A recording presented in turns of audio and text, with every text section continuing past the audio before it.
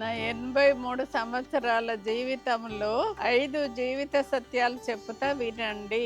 ఈ వీడియోను సేవ్ చేసి పెట్టుకోండి. ఫస్ట్ వన్, కాలము ఎప్పటికీ వెనుకకు తిరిగి రాదు.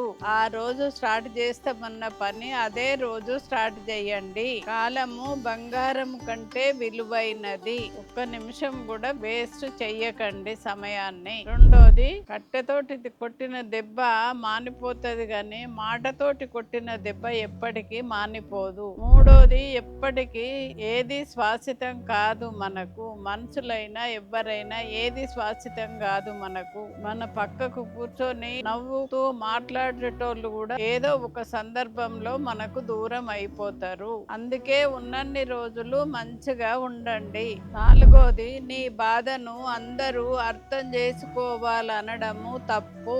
నీ మనసును నువ్వే ఓదార్చుకోవాలి. నీ బాధను వేరే వాళ్ళు అర్థం చేసుకోలేదని నువ్వు బాధపడితే ఏమి రాదు.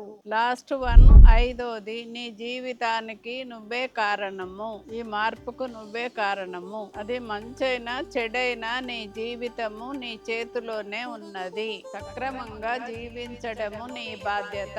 ఇది 5 జీవిత సత్యాలు పాటించండి.